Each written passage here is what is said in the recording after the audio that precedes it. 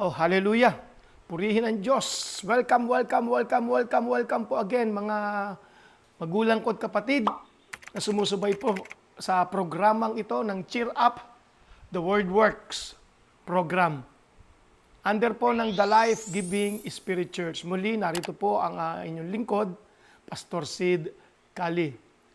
Sa araw pong ito ng Webes, atin po ngayong tatapusin ang atin pong topic na how to be led by the Spirit of God.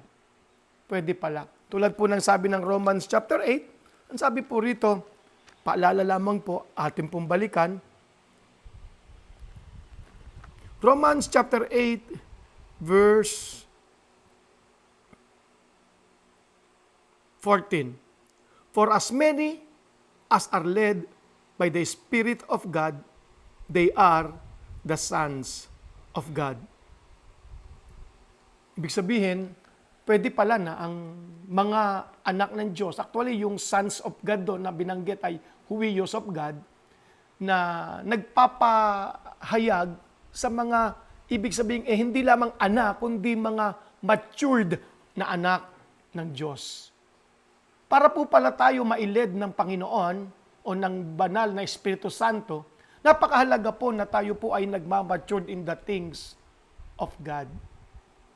Get out of being led by the flesh, brothers and sisters. Get out of being led by your emotion. Get out of being led by your body. Get out by being led by your mind or logic. Start to be led or to be led by the Spirit of God. At nasabi po sa Romans chapter 8, verse 14, but as many as are led by the Spirit of God, they are the sons of God. Nasabi ng verse 16, the Spirit itself beareth witness with our spirit that we are the children of God. The Spirit itself, or sabi ng King James Version itself, but napakatama pong bigkasin ito, the Spirit Himself bears witness with our spirit. Hindi yung sinasabi ng kapitbahay mo, hindi sinasabi ng iyong isipan, hindi yung sinasabi ng iyong katawan, kundi ang banal na Espiritu Santo ang nagpapatotoo. Saan? Sa iyong spirit. Sa iyong tunay na pagkatao. Siya ang nagpapatotoo, nagpapatunay na ikaw ay anak ng Diyos. Ang pinakamahalaga at importanteng himala na pwedeng mangyari sa buhay ng isang tao ay ang pagiging anak ng Diyos. Ang sabi ng John chapter 1 verse 12, as many as received Jesus, to them gave He the right to become the children of God. Ang lahat ng tumanggap at nanalig sa Panginoong Kristo, ang Panginoong Kristo mismo ang nagbigay ng karapatan dun sa taong yon na maging anak ng Diyos. At kung ika'y anak ng Diyos, napakahalaga po pala na ikaw ay ma-guide ng Diyos sa pamamagitan ng banal na Espiritu sa iyong Espiritu. Hindi ka i-guide ng Diyos sa pamamagitan ng logic, ng isip, sapagkat doon nananahan si Satan sa mga linyang yon. Hallelujah! Ngunit sa iyong Espiritu, ang sabi po ng Bible, the Spirit bears witness with your spirit that you are a child of God. Kung ang pinakamalagang pangyayari sa buhay ng tao ay ang maging anak ng Diyos, paano naging anak ng Diyos ang isang tao? Tumanggap at nalig kay Jesus. Binigyan siya ng karapatan ni Jesus na maging anak ng Diyos. At kung yun ang pinakamahalaga, ikaw ay naging anak ng Diyos. At ang sabi, ipapatotoo ito ng Holy Spirit sa pamamagitan ng Espiritu ng Diyos na nasa iyo. Ipapatotoong ikaw nga ay anak ng Diyos. Kung yung pinakamahalagang bagay na yun na pangyayari sa buhay mo, ay ang magpapatotoo ay ang Holy Spirit sa iyong Spirit, how much more ang lahat ng bagay na pwedeng gawin ng Diyos sa iyo, amen, ay ipapatotoo niya, i-guide ka niya, hallelujah, sa pamamagitan ng iyong Spirit. Hindi sa pamamagitan ng iyong logic o ng isipan. Ang sabi po ng Proverbs chapter 20, sabi po ng Proverbs chapter 20,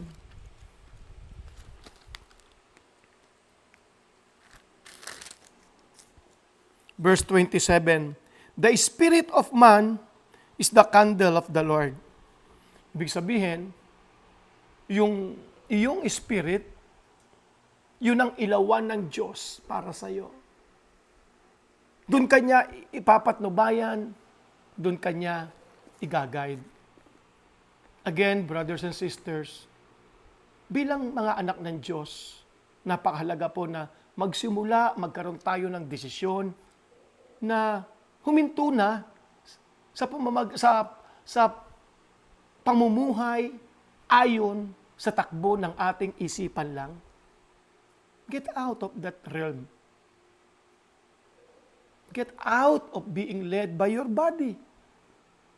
Pag masama ang nararamdaman ng katawan, maraming Kristiyano hindi na makalabas, hindi na makagawa ng mga dapat nilang gawin.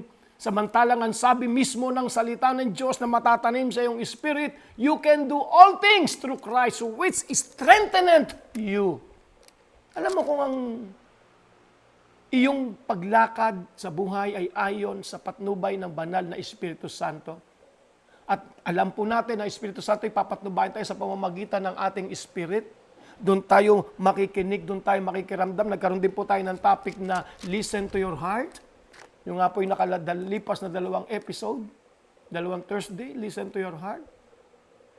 Nagkaroon din po tayo ng programang under po ng How to be led by the Spirit of God. Nagkaroon tayo ng katuruan doon na how to train the human spirit. Balikan niyo po lahat yun. Ito po yung pagsasama-samahin po natin in album sa atin pong YouTube channel.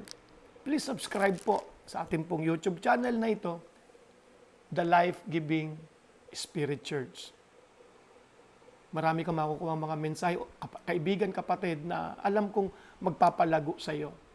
Nakakailanganin mo, kailangan mo para sa pamumuhay bilang isang matagumpay na Kristiyano. Hallelujah. Again, it is the spirit of man which is the candle of the Lord. It is not your brain. Kaya tayo binigyan ng isip ng Diyos, ng ating brain ay para makapaggawa tayo, makakilos tayo ayon sa mundong ito, magamit natin ang ating intelektual. Pero kaya po tayo binigyan ng Spirit ng Diyos, which is tunay na ikaw, ay para makipag-communicate sa ating Diyos. Naalala ko po ang sabi ng Romans chapter 8 verse simula po sa verse 26 ang sabi ron. Likewise, the Spirit also helpeth our infirmities. Sabi po ng ibang salin, and the Holy Spirit helps us in our distress. You see? You see? Hallelujah, how important. The Holy Spirit helps us in our distress. For we don't even know what we should pray for. For we don't even know what we should pray for, nor how we should pray. May mga pagkakataon, kaibigan, kapatid, na hindi natin alam. Ano na nga ba ang tama at dapat ipanalangin? Ano na nga ba ang paano paraan? Paano nga ba? Ano ang dapat ayon sa aking kalagayan? Paano ba ako mananalangin? Ang topic po natin ngayon, ang huling episode po ng ang huling point, no, ng How to be led by the Spirit of God. Ay tatapusin po natin yan, tinitlean po natin itong Praying in Tongues. May mga pagkakataon daw na hindi natin alam kung paano talagang dapat idalangin. Ngunit ang sabi po ng salita ng Diyos, the Holy Spirit helps us in our distress. What is our distress? Sometimes po hindi na natin alam kung paano mananalangin. Ngunit ang banal na Espiritu tutulungan tayo sa ating kalagayan na yon. And again, in our spirit, not in our mind, not by our body, but in our spirit. The true you. Napag-usapan na rin po natin yan, our inward man, okay? Hindi ko na po mababalikan pa yun sa ngayon. Kayo na po bumalik doon sa mga dati nating video. The Holy Spirit will also help us in our infirmities, in our weakness or distress, o kahinaan minsan. Anong kahinaan nyo? Hindi natin alam minsan paano na nga ba idadalangin na isang bagay. May mga taong nagme-message sa akin, Pastor, pray for me. Yes, I will pray for you. Pero alam mo, makinig kang mabuti kaibigan. May mga panalangin na ikaw lang ang inaasahan ng Diyos na dapat manalangin para doon. I can pray for you, you can pray for me. Pero there are certain things na ina-expect ng Diyos na sa iyo manggagaling. Ikaw mismo ay may panahon ng pananalangin. At ito maganda nito, kaibigan, kapatid. Ito maganda nito. The Holy Spirit helps us in our distress. Are you in distress? Don't know what to pray for? Don't know how, and you don't know what you should pray or how you should pray?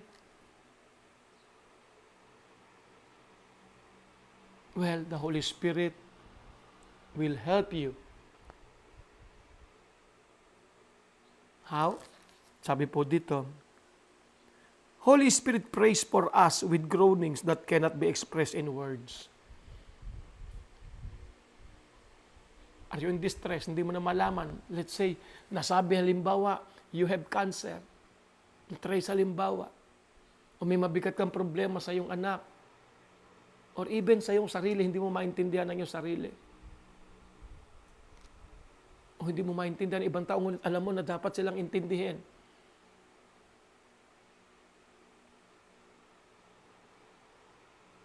Kapatid, walang dapat ipag-alala. With this message, makikita mo kung paano makaalis doon sa bihag na yon. At sabi po ng Romans chapter 8, verse 26, in your distress like that, in your infirmities o kahinaan like that, you don't know what you should pray, you don't know how you should pray. The Holy Spirit prays for you. How? With groanings which cannot be uttered. In your spirit, mararamdaman mo yon. Hindi mo na alam ang sasabihin na mo. Hindi mo mabigkas sa panalangin. Hindi mo mabigkas sa iyong salita, sa iyong nauunawaan salita. Ang tanging nararamdaman mo yung ang groan. Ang parang pag-iyak. Dama mo sa iyong spirit. Hindi sa iyong damdamin lang. Hindi sa iyong katawan. Hindi dahil nabibigatan ka at nahihirapan, kundi dama mo. Let the Holy Spirit guide you. With groaning which cannot be uttered. Hayaan mo yung groaning na yun. Hayaan mo yung nararamdaman mo yun. Let it out. Let it out. Let it out, kapatid.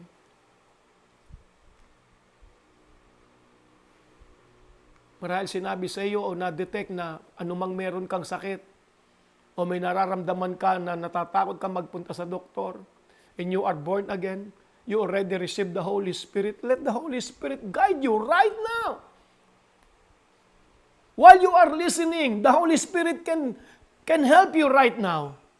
With groanings. Remember, groanings. You can groan. Allow it. Allow the Holy Spirit. Groan. Ang sabi po ng Biblia, with groaning which cannot be uttered, ang sabi, and sabi ron, but the Holy Spirit prays for us with groanings that cannot be expressed in words. Verse 27, and the Father, who knows all hearts. In the Bible, pag sinabi pong hearts, palitan mo ito ng your spirit. Hindi ka maliligaw. And the Father who knows your spirit, the true you, knows what the Holy Spirit is saying. You see?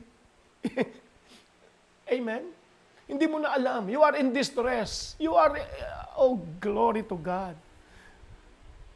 Ang tanging nararamdaman mo ay parang hibik. Yun po yung pag-guide ng banal na Espiritu Santo. Let it flow.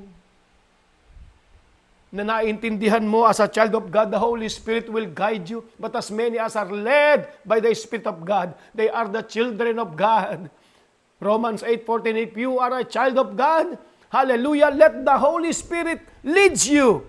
And sabi po ng verse na ito, if you are in distress, you don't know how you should pray and what you should pray.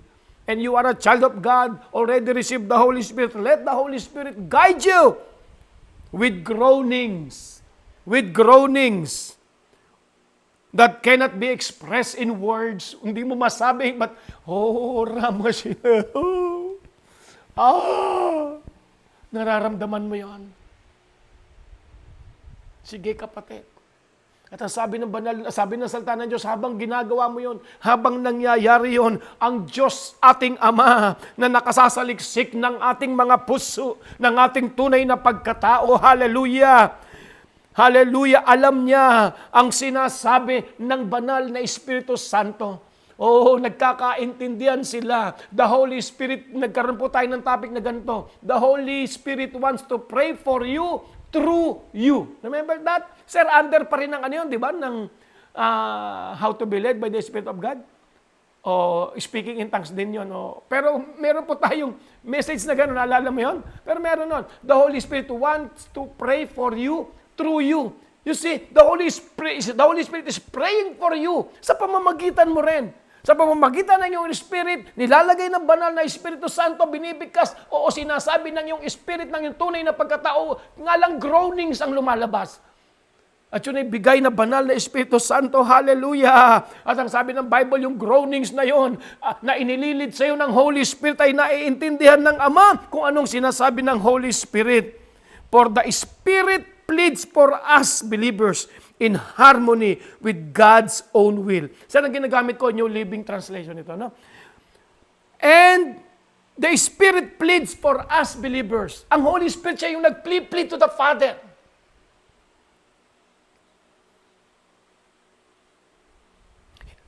In other words, He maketh intercession for us. Nag-i-intercede siya sa iyo sa mga oras na yon. Just let it flow. Kayo na hindi na malaman ng gagawin. May mabigat na problema. May mabigat na kinatatakot na maaaring mangyari. Merong mga na-detect sa inyo na merong mga anumang uri ng sakit sa katawan. Let the Holy Spirit lead you with this kind of prayer. Rabos Krenantolos Pranande. Wala pa rin yung tongues, nag-groan ka. Hallelujah. And as you groan, glory to God. Hallelujah. Glory. Kung maintindihan mo to, kapatid, kung maintindihan mo to, walang anumang kalagayan mo ngayon ang hindi magkakaroon ng solusyon. Because in the Spirit world, ayos ang iyong mga problemang ito. Even sickness in the body, disease, infirmities. Now listen carefully and listen hard. And the Father knows all the heart. The Father knows what the Holy Spirit is saying. For the Spirit pleads for us believers in harmony with God's own will. Dahil yung mga groanings na yon, na alam mo, nangyayari yun because alam mong iginagayad ka ng Holy Spirit. Don't quit, brothers and sisters. Don't quit, hallelujah. Let this word, let this teaching guide you, hallelujah. If you are in distress, hindi mo na malaman ano ang sasabihin at paano ang sasabihin sa Diyos. But as many as are led by the Spirit of God, they are the children of God. If you are a child of God, already received the Holy Spirit. With groanings, let the Holy Spirit use you. Let the Holy Spirit intercede for you. With your spirit groans. Na hindi kayang bigkasin ng pananalita. Come on, kapatid. This is what you need. Revelation. Tama na yung iyak lamang tayo ng iyak. But if your groans comes from the Holy Spirit, naintindihan daw ng Ama yung gustong sabihin ng Holy Spirit. in line with God's will. Oh, glory to God. And we know, verse 28, and we know that God causes everything to work together for the good of those who love God and are called according to His purpose. And we know, kung mangyayari daw po yun,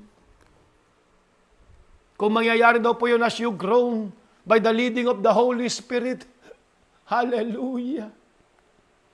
All things, because of that, all things, lahat daw yung ng mga bagay na nandoon, lahat daw ng pangyayari, lahat daw ng kaganapan ay magkakalakip-lakip sa ikagaganda para sa iyo. Because you love God and you are called according to His purpose. Ang sabi po ng 1 Corinthians chapter 14. 1 Corinthians chapter 14.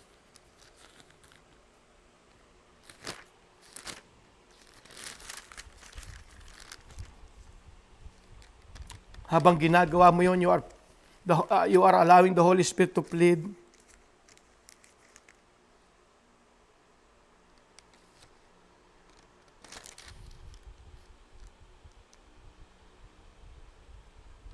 Verse 14, 1 Corinthians 14, for if I pray in tongues, for if I pray in an unknown tongue, my spirit prayeth, but my understanding is unfruitful. What is it then? Sabi ng verse 15. I will pray with the Spirit, and I will pray with understanding also. I will sing with the Spirit, and I will sing with the understanding also. Ang ibig niyang sabihin, as the Holy Spirit groans for you, mangyayari na mangyayari habang you are groaning.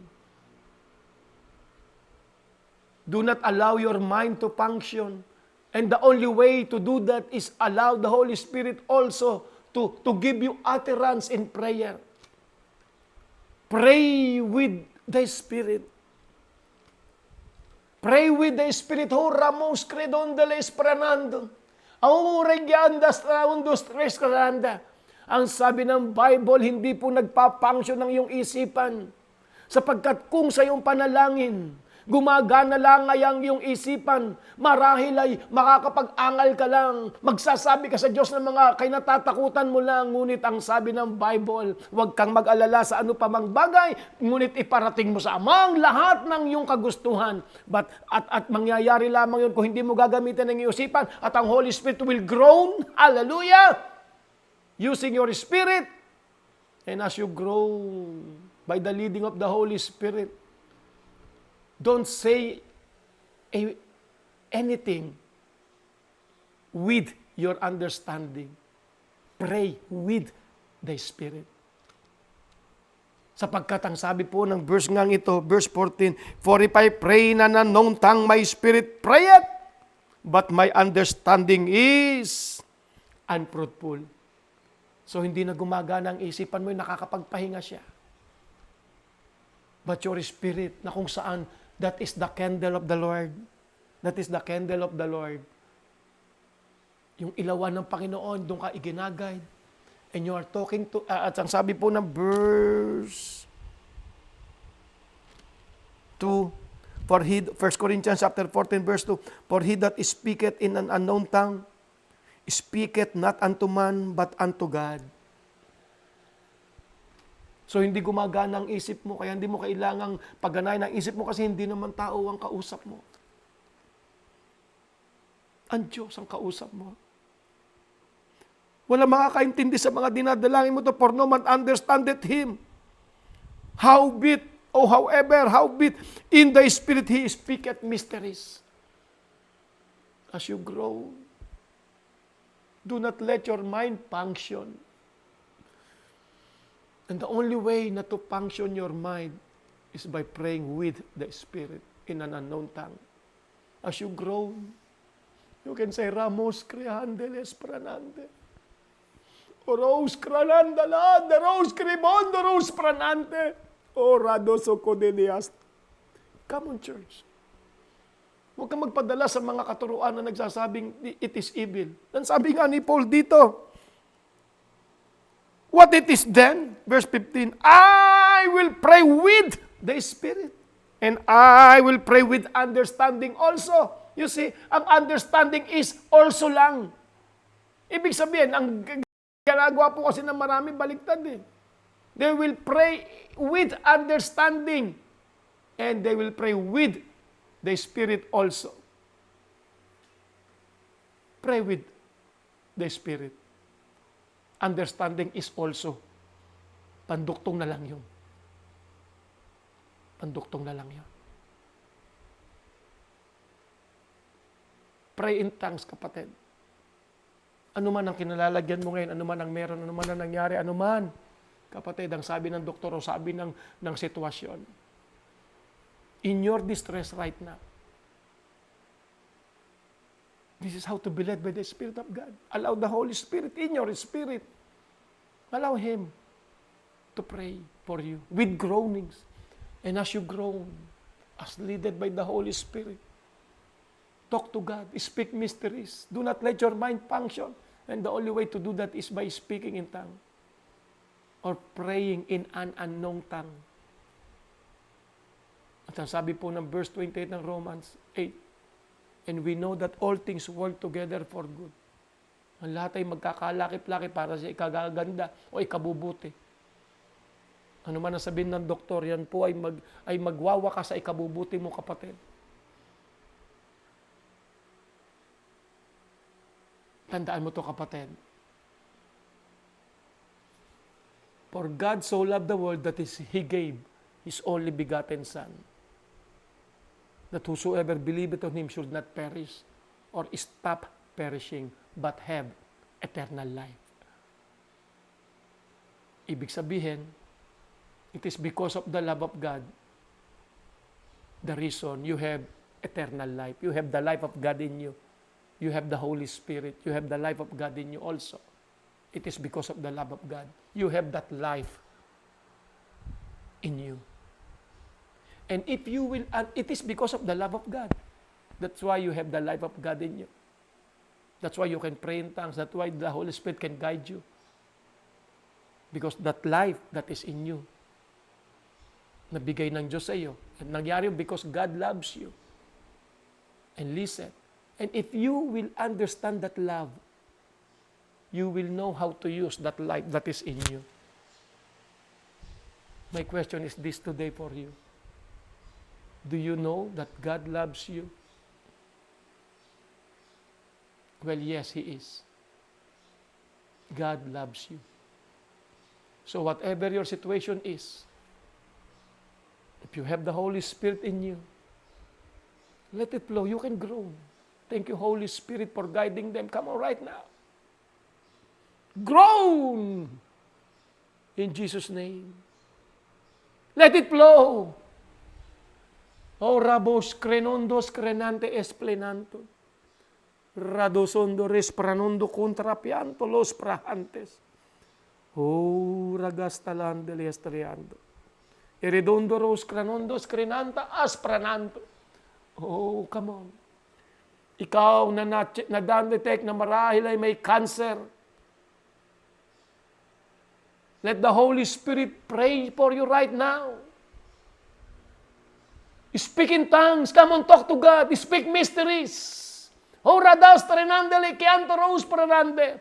If you can feel that groaning like right now, let it blow. Groan in the name of Jesus. Groan, let it flow. And all things work together for good. All things work together for good. Come on. Ora masakandele asteleando. O rebios torondeles crenanta. This day is not an accident for you. You are blessed. You receive your healing right now. Receive those things. All things work together for good for you. Because you love God and you are called according to His purpose. You are blessed. You are healed. You are loved by God. Father, I thank you. And for those of you who are not yet accepted Jesus Christ, accept Him now. Say this prayer with your heart, from your heart. Lord Jesus, Lord Jesus, I open my heart to you. I open my heart to you. I accept you I accept you as my Lord as my Lord and Savior. and Savior. I believe I believe that you died that you died and you rose again. and you rose again. Thank you, Lord Jesus, Thank you, Lord Jesus, for the right for the right to become to become a child of God. a child of God. Thank you, Lord Jesus, Thank you, Lord Jesus, for the eternal life for the eternal life that you have given me. that you have given me. Thank you, Lord Jesus, Thank you, Lord Jesus, that you gave me that you gave me the Holy Spirit. the Holy Spirit. I acknowledge you, I acknowledge you, wonderful, wonderful, precious precious, Holy Spirit. Holy Spirit. Lord Jesus, Lord Jesus, from now on, from now on, from this day onward, from this day onward, you you are are my Lord. my Lord. Jesus Jesus is Lord is Lord of my life. of my life. Amen. Amen. Hallelujah. See you again next Thursday. And nakikiusap po ako sa iyo na kaawaan mo ang iba, share this message. Love them, love them, love them, love them. Mahalin mo sila sa pamamagitan ng pag-share ng message na ito. Walang gastos, wala ano paman. You just use your love. By the way, kapatid, cheer up.